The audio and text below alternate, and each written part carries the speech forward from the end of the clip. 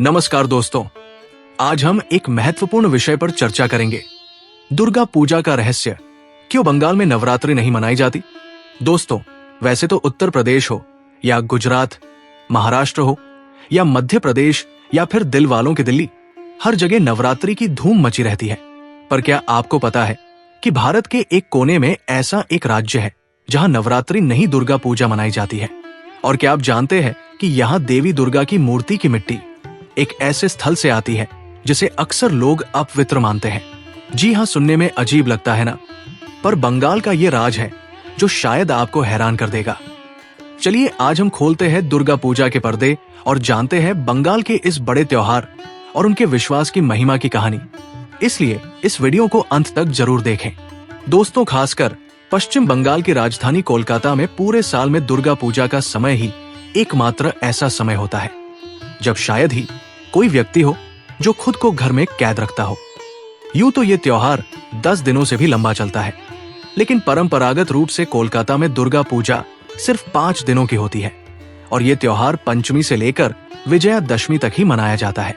दशमी के दिन देवी दुर्गा समेत बाकी सभी देवी देवताओं और उनके वाहनों का विसर्जन कर दिया जाता है। दुर्गा पूजा में मां दुर्गा की भव्य मूर्तियों का एक खास महत्व होता है। पूरे भारत में लोकप्रिय इस पूजा के लिए यहाँ विशेष मिट्टी से माता की मूर्तियों का निर्माण होता है और उस मिट्टी का नाम है निषिद्ध उपाली। सुनकर हैरानी होगी कि दुर्गा पूजा के दौरान देवी माँ की मूर्ति के लिए मिट्टी तवायफ के आंगन से लाई जाती है। दरअसल देवी दुर्गा की कोई भी प्रतिमा तब तक संपूर्ण नहीं मानी जाती जब तक उसकी मिट्टी में किसी वेश्यालय की मिट्टी ना मिलाई जाए। वेश्यालय वो जगह जिसे सबसे अपवित्र माना जाता है। ऐसे में आखिर दुर्गा माँ की प्रतिमा के लिए यहाँ की मिट्टी का उपयोग क्यों किया जाता है? ऐसा माना जाता है कि प्राचीन काल में एक वेश्या माँ दुर्गा की अंध भक्त थी। उसे तिरस्कार से बचाने के लिए माँ ने स्वयं आदेश देकर उसके आंगन की मिट्टी से अपनी मूर्ति स्थापित करवाने की परंपरा शुरू करवाई। साथ ही माँ ने उसे वरदान दिया कि बिना वेश्यालय की मिट्टी के उपयोग के दुर्गा प्रतिमाओं को पूरा नहीं माना जाएगा, और तब से इस परंपरा की शुरुआत हुई। देश के बाकी सभी हिस्सों में नवरात्रि के दौरान देवी दुर्गा को मां के रूप में पूजा जाता है। ये ऐसा समय होता है जब देवी दुर्गा अपने भक्तों की परेशानियों को दूर करती है और उनकी मनोकामनाएं पूरी करती है। इस समय देवी मां को खुश करने के लिए भक्त व्रत और उपवास रखते हैं। लेकिन पश्चिम बंगाल में देवी दुर्गा को मां नहीं बल्कि घर की बेटी के तौर पर पूजा जाता है। स्थानीय मान्यताओं के अनुसार देवी दुर्गा कैलाश पर्वत, जो उनका ससुराल है, वहां से 5 दिनों के लिए मायके आती है। इसी वजह से दुर्गा पूजा के दौरान पश्चिम बंगाल में उपवास नहीं बल्कि जमकर खाने खिलाने का समय चलता है, क्योंकि एक बार विदा होने के बाद बेटी दुर्गा फिर 1 साल बाद ही मायके आ सकेगी। त्रिदेव ब्रह्मा, विष्णु और महेश की तरह ही पार्वती यानी दुर्गा, लक्ष्मी और सरस्वती को त्रिदेवी के रूप में पूरी दुनिया पूजती है। लेकिन पश्चिम बंगाल की स्थानीय मान्यता के अनुसार सिर्फ गणेश और कार्तिकेय ही नहीं बल्कि लक्ष्मी और सरस्वती भी माँ दुर्गा की संतानें हैं। कैलाश से माँ दुर्गा जिस तरह धरती पर अपने मायके आती है, ठीक उसी तरह लक्ष्मी, सरस्वती कार्तिकेय और गणेश कैलाश से अपने ननिहाल धरती पर आते हैं। दुर्गा पूजा से पहले महालया होता है, जो माँ दुर्गा की अपने घर की यात्रा की शुरुआत का प्रतीक है। ये दिन देवी दुर्गा के धरती पर आगमन का दिन माना जाता है। वास्तविक पूजा महाषष्ठी या छठे दिन से शुरू होती है, जहाँ भक्त देवी का धूमधाम और उत्साह के साथ स्वागत करते हैं। इस दिन माँ दुर्गा का अनावरण जनता के सामने किया जाता है और कई अनुष्ठान किए जाते हैं। 7वें दिन महासप्तमी की शुरुआत होती है। इस दिन कोलाब, जो एक युवा केले का पेड़ होता है, उसे बंगाली दुल्हन की तरह सजाया जाता है। कोलाब को नव पत्रिका के नाम से भी जाना जाता है।